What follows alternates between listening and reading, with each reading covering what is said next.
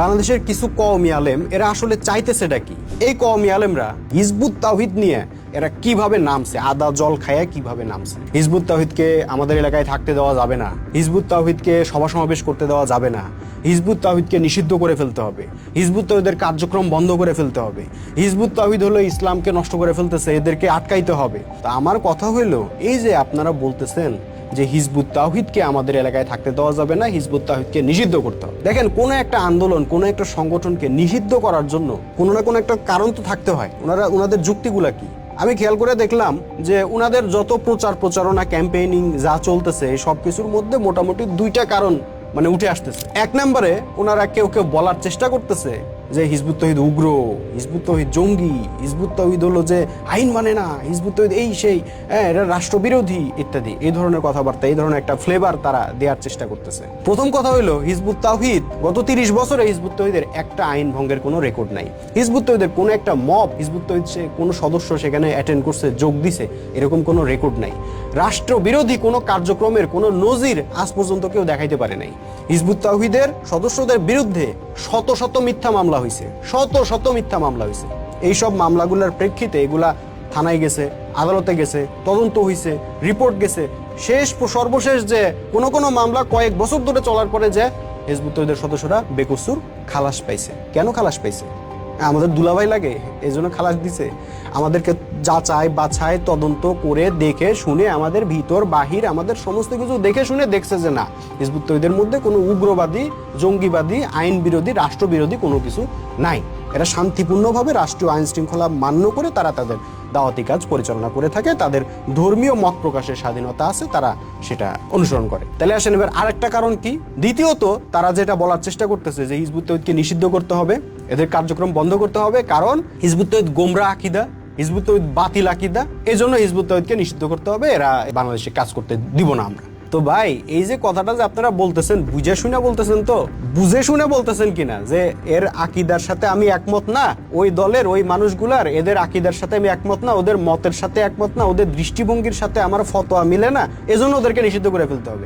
এটাই কি আপনাদের বক্তব্য, আপনাদের মতামত? তাহলে এটা যদি আপনাদের বক্তব্য হয়, এটা যদি আপনাদের দাবি হয়, তাহলে তো ভাই বাংলাদেশে আরো অনেকে, বলতে গেলে সব ইসলামী সংগঠনকেই, সব ইসলামী দলকেই, সব ফিরকাকে নিষিদ্ধ করে ফেলতে হবে আপনাদের এই দাবি মোতাবেক। এই গত নির্বাচনের আগে আপনাদের এই হেফাজতে ইসলামের আমির উনি ফতোয়া দিলেন কি, উনি বলে দিলেন কি, যারা জামাতকে ভোট দিবে তাদের ঈমান থাকবে না, এই জামাতের ঈমান নাই, জামাত হলো যে বেঈমান। তো তাইলে জামাতকেও এবার নিষিদ্ধ করে ফেলতে হবে। তাহলে জামাতকে নিষিদ্ধ করার দাবি তুলেন। এবার জামাত আবার বলবে যে হেফাজত এরা হইলো যে দালাল, এরা সরকারের দালাল, এরা ওলামায়ে সু, এরা হলো দরবারি আলেম, এরা হলো সব, যখন যে সরকার থাকে তখন তার তাবেদারি করে, এরা আসলে ইহুদি খ্রিস্টানদের এজেন্ডা বাস্তবায়ন করে, এরা দিন প্রতিষ্ঠার কাজে বাধা দেয়। তাহলে এদের হলো আকীদা ভুল, এদের কর্মসূচি ভুল, এদের কর্মকাণ্ড ভুল, এদের সব ভুল, এরা গোমরা, এরা বাতিল, এরা ইসলামের দুশ্মন। তাহলে এবার হেফাজতে ইসলাম নিষিদ্ধ করে দেন।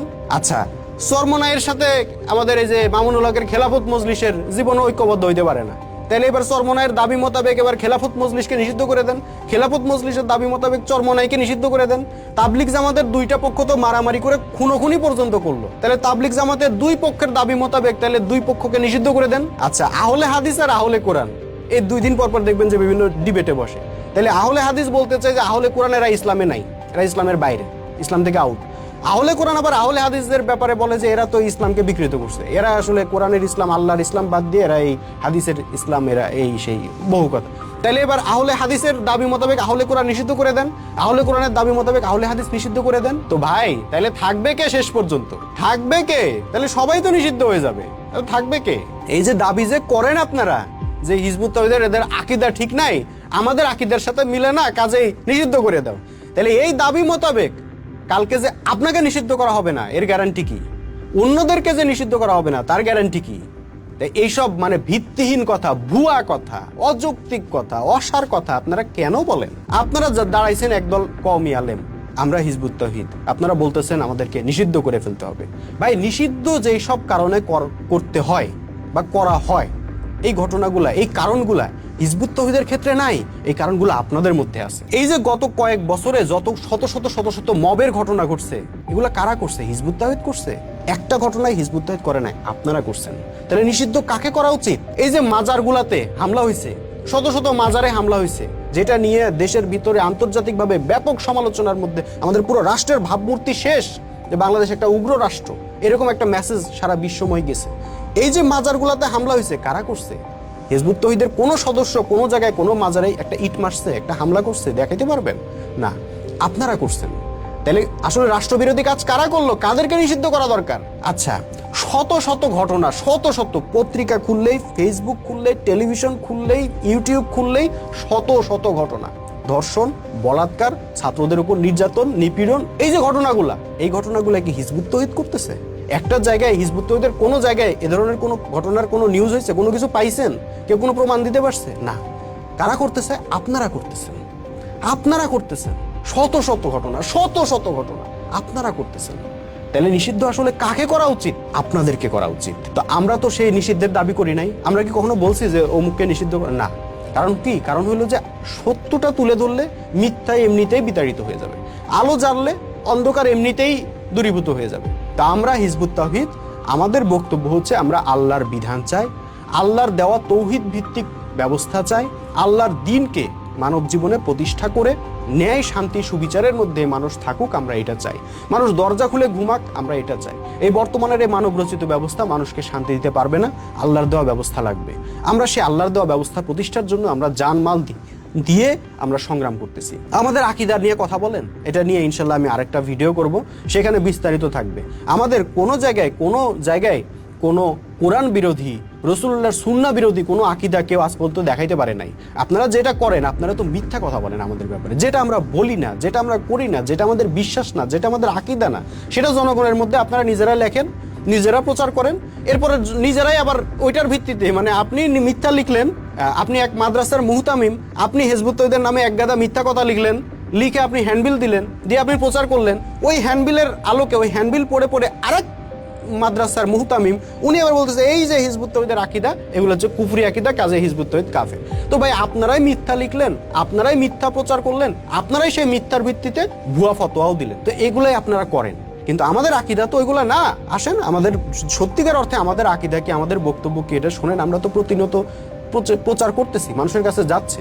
মানুষ এমনি তো হিজবুত তৌহিদে বানের ডলের মতো হিজবুত তৌহিদে যোগ দিতেছে না, হিজবুত তৌহিদে ঐক্যবদ্ধ হচ্ছে না, হিজবুত তৌহিদে সমর্থন দিতেছে না। মানুষকে কি মদন মনে করেন নাকি? মানুষ বুঝে না, সত্য মিথ্যা বুঝে না?